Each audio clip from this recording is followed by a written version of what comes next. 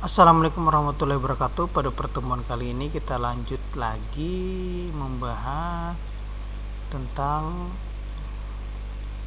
materi PPG.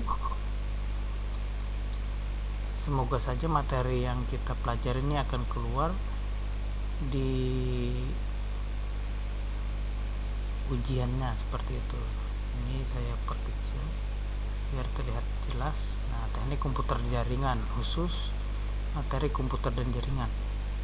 Materi kita yang kita bahas kegiatan belajar 3 adalah media jaringan fiber optik. Oke, langsung saja kita lanjut ke materinya.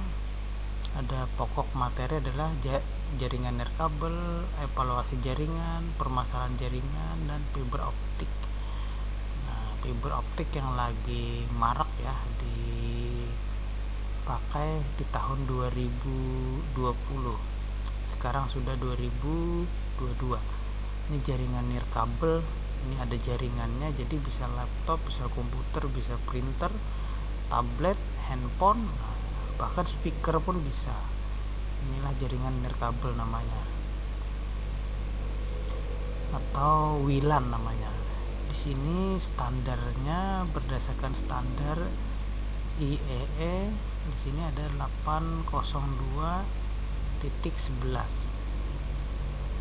Topologinya ada topologi ad hoc. Topologi ad hoc adalah jaringan nirkabel sederhana di mana komunikasi yang terjadi antara dua atau lebih komputer dilakukan secara langsung tanpa melalui perantara wireless maupun access point. Itu namanya ad hoc ya.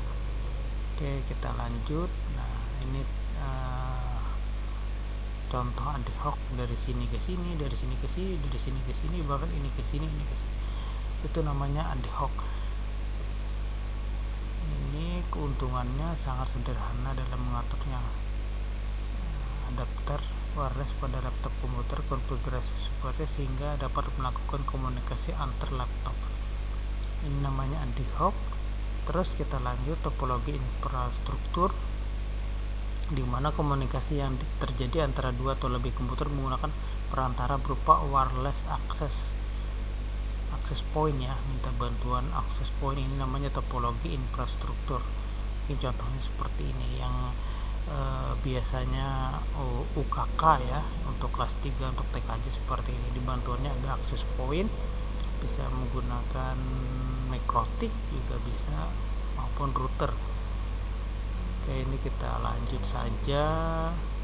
Point to point BTS, frekuensinya ada 2,5, ada 5, ada 10, 15. Yang sering digunakan adalah 2,5 GHz. Sistem operasi margin, ini adalah sistem margin ya, operasi jaringan nirkabel seperti ini contohnya. Kita lanjut saja. Ini keterangan ada RXP, itu adalah daya yang diterima. Kalau TXP daya dari pesawat pemancar, TXG penguatan daya yang dipancarkan, TXL pengurangan daya, FSL pengurangan daya di dalam jalur yang melalui ruang udara, ML pengurangan daya, RXG penguatan daya, RXL pengurangan daya di perangkat penerima atau kabel. Ini contohnya antena gain itu 7 dB, EIRP 40 dB, jarak 20 km. Ini contohnya ya. Topologi jaringan nirkabel, point to point, backbone atau trunk. Kita lanjut. Ini ilustrasinya, ini namanya topologi point to point. Ini dari rumah A ke rumah B atau dari office A ke office B. Bisa menggunakan 2,4 GHz atau 5 GHz. Nah, di sini. Ini point to multi point. Seperti ini ya, point to multi point. Jadi dia harus minta bantuan ada menggunakan pemancar ya. Pemancarnya harus tinggi seperti itu, makanya biasanya ditaruh di jalan atau di gunung yang tinggi-tinggi itu pemancarnya ditaruh di situ. Di sini kotanya atau desanya yang lebih rendah, jadi saling terhubung menggunakan point to multi point. Kalau point to point tadi dari rumah ke rumah seperti ini, seperti antena Telkom seperti itu ya. Setelah itu kita lanjut. Nah, ini yang tadi PDNT SPA, physical layer, data link layer, network layer, transport layer, session layer, presentation layer, application layer. Ini namanya layer OSI. 7 lapisan OSI, open system interconnection. Ini yang sering untuk TKJ sering sekali ya dibahas yang ini. Ini sifat jaringan nirkabel, ada pre-path loss. Nah, ini menjauhi sumber daya makin lama akan menghilang. Itu namanya pre-path loss. Semakin jauh semakin berkurang, semakin hilang. Semakin mendekat semakin bagus. Scattering adalah gejala hamburan ke segala arah yang disebabkan oleh benda atau objek yang sama besar atau lebih kecil dari panjang gelombang. Ini contohnya. Ini sinyalnya ya, misalkan sinyalnya mengenai benturan, tiba-tiba sinyalnya akan berubah ke segala arah. Inilah, jadi misalkan ada jaringannya di dalam ruangan, apabila dia keluar, jadi jaringan itu tidak lagi selaras pada satu arah, tapi akan berhamburan jaringannya. Makanya kadang ada yang lebih bagus, lebih kuat, ada yang lebih sinyalnya sedikit dapat. Ini kita lanjut saja. Ini contoh gambarnya. Jaringan lambat, lupa password. Ini kita next saja ya. Kita bahas fiber optik. Nah, kalau kita lewatkan sayang ya. Ini fiber optik, suatu jenis kabel yang terbuat dari kaca, teman-teman. Jadi harus dipahami, ternyata fiber optik itu terbuat dari kaca. Ini kaca, ini yang ini. Nah, berwarna biru ini kaca. Nah, yang kecil-kecil, yang sangat halus dan digunakan sebagai media transmisi karena dapat mentransmisikan sinyal cahaya dari satu lokasi ke lokasi lainnya dengan kecepatan tinggi. Ukuran fiber optik ini sangat kecil dan halus, diameternya hanya 120 mikrometer. Nah, jadi sangat kecil, teman-teman. Oke, kita next di sini ya. Ini sumber cahaya yang digunakan yaitu transmisinya adalah laser. Jadi yang dipakai mereka itu adalah sinarnya adalah sinar laser atau LED namanya. Kegunaan fiber optik, nah ini fungsinya yakni menghubungkan antar komputer, juga bisa kecepatan pengiriman kisarannya adalah giga. Kalau gigabyte itu sama dengan 1000 MB ya, megabyte. Sedangkan untuk kabel saja batas maksimal antara 10 sampai 100 Mbps. Megabyte itu per sekonnya. Sedangkan ini mainnya sudah gigabyte per detiknya ya. Artinya berpuluh-puluh kali lipat. Ini bisa digunakan yaitu menggunakan LAN, WAN maupun MAN. Kita lanjut ini.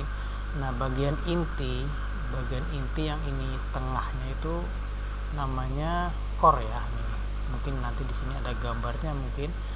Ini cladding itu setelah core. Jadi yang paling tengah itu core.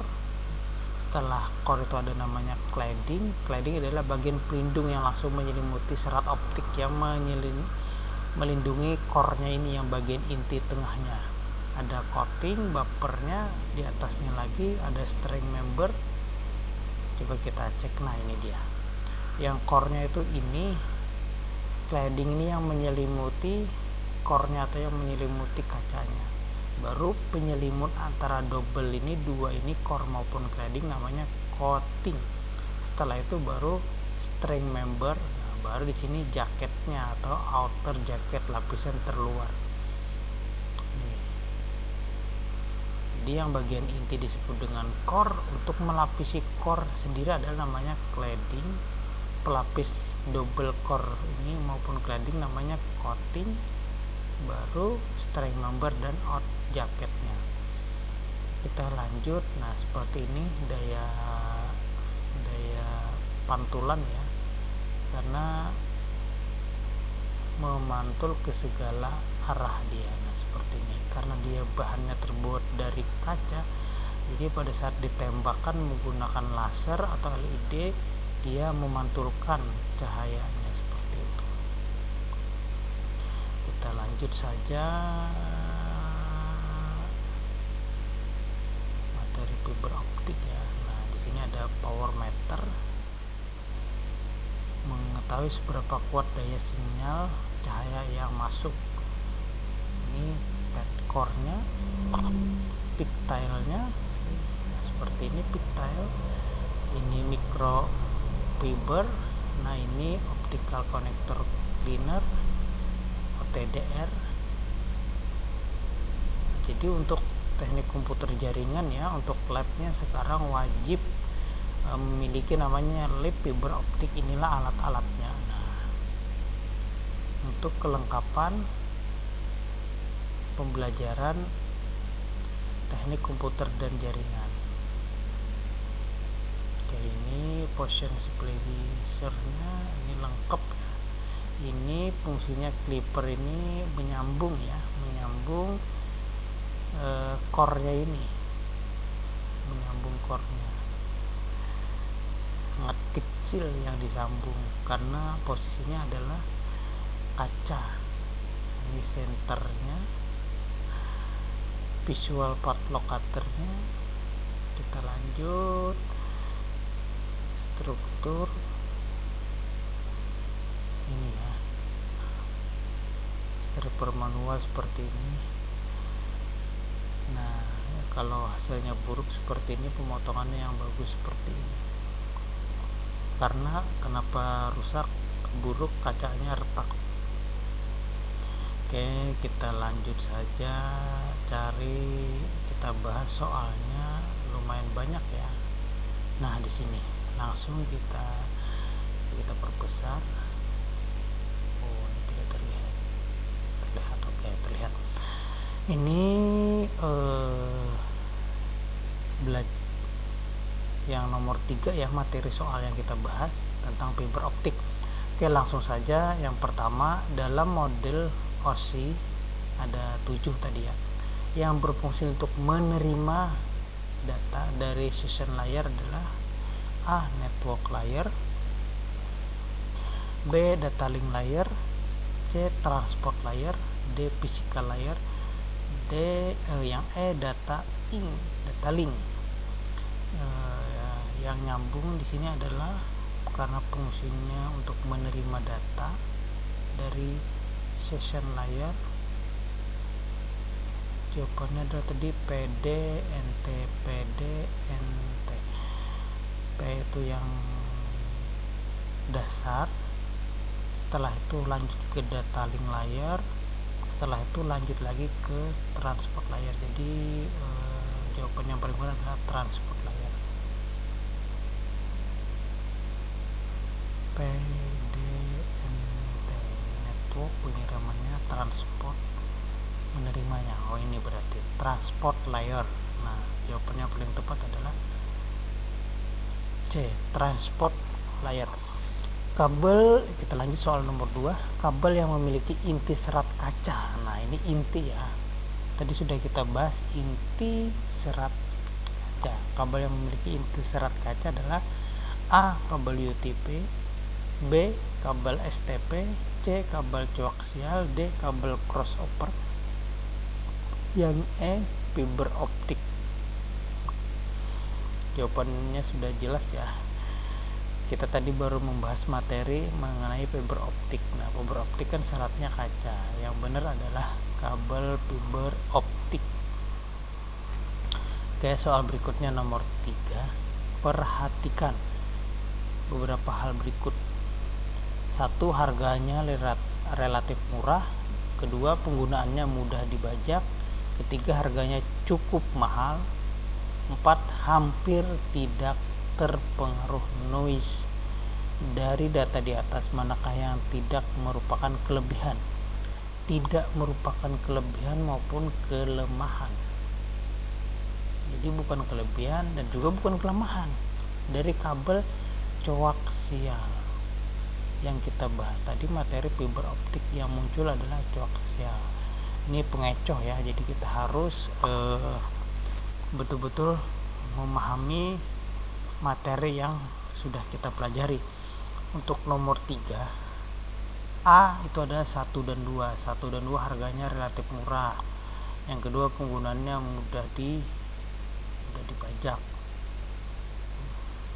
Apa ini maksudnya mudah dibajak? Kurang jelas. Yang B, 1 dan 3 harganya murah dan harganya cukup mahal. Dia ada kata-kata murah, tiba-tiba ada lagi kata-kata cukup mahal. Yang C, 1 dan 4 harganya relatif murah namun hampir tidak terpengaruh noise. Yang tidak terpengaruh noise ini adalah kabel yang gini. Kalau kabel yang terpengaruh itu adalah misalkan menggunakan kabel tembaga. Pada saat kabel tembaga itu dilipat-lipat, nah itu akan mempengaruhi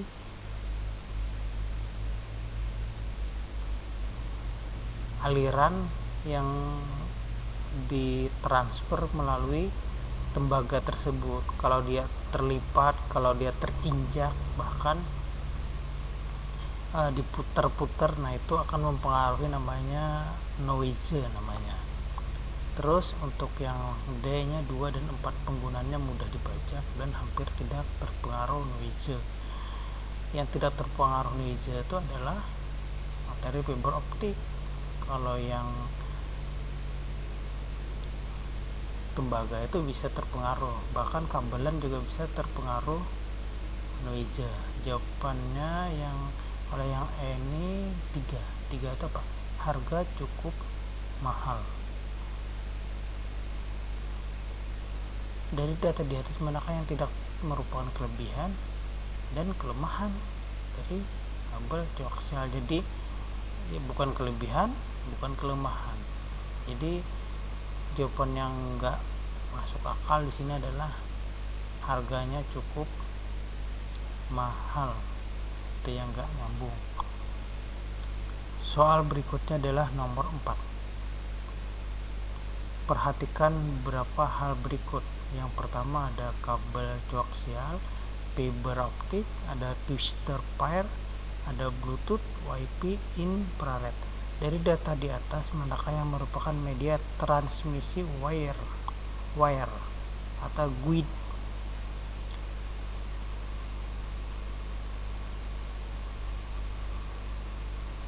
Transmisi wire, media transmisi wire itu adalah fiber, media transmisi ya, yaitu fiber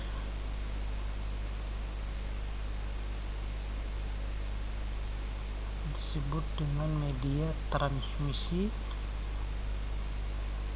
Terus twister pair dan kabel koaksial. Kalau Bluetooth, Wi-Fi dan infrared tidak.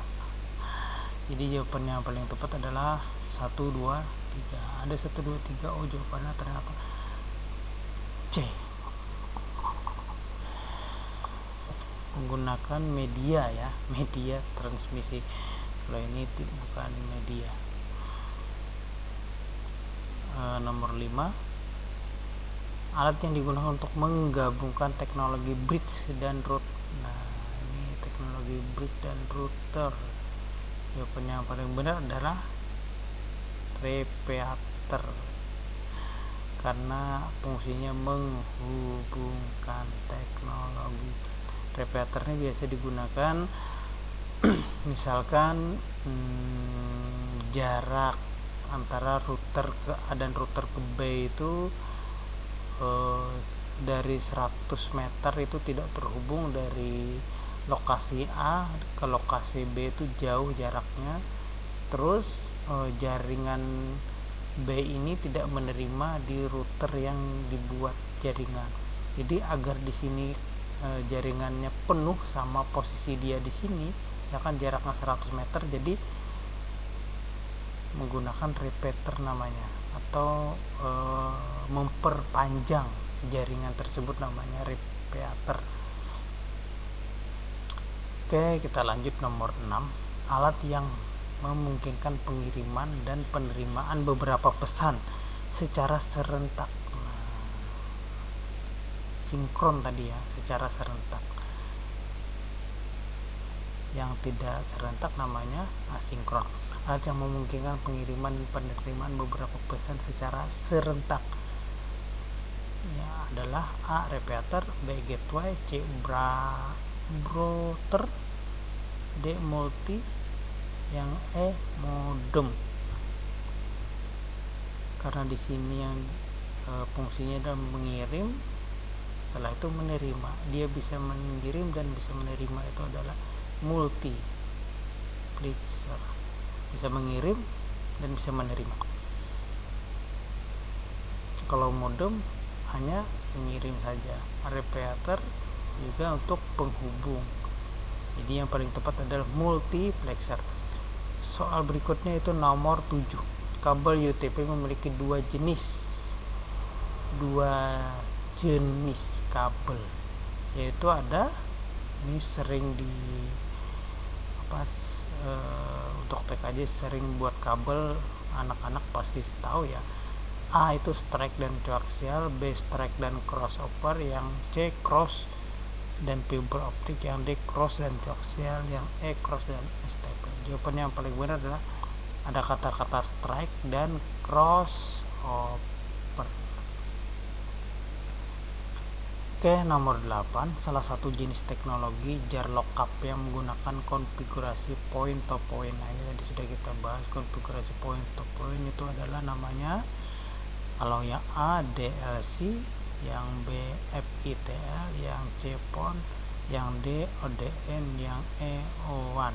Jawabannya adalah yang paling benar DLC. Materi tadi sudah kita bahas yang point to point.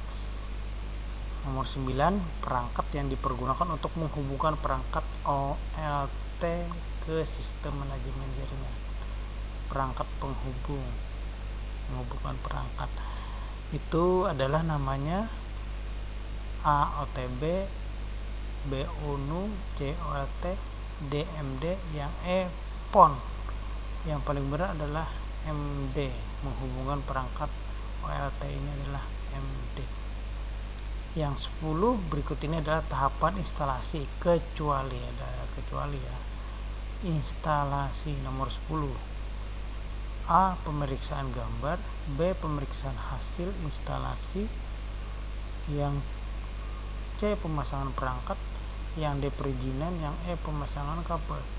Berikut adalah tahapan instalasi kecuali. Pemeriksaan hasil instalasi, pemasangan perangkat, perizinan, pemasangan kabel. Yang tidak ada adalah pemeriksaan gambar. Oke, ini sudah untuk nomor 10. Mungkin untuk yang ketiga sudah selesai. Nih akan kita lanjut ke pertemuan yang keempat. Oke teman-teman, mungkin cukup sekian pertemuan pada kali ini. Akan kita lanjut pada pertemuan berikutnya. Salah hilap mohon maaf. Wabillahi taufiq wal hidayah. Wassalamualaikum warahmatullahi wabarakatuh. Sampai jumpa di pertemuan berikutnya.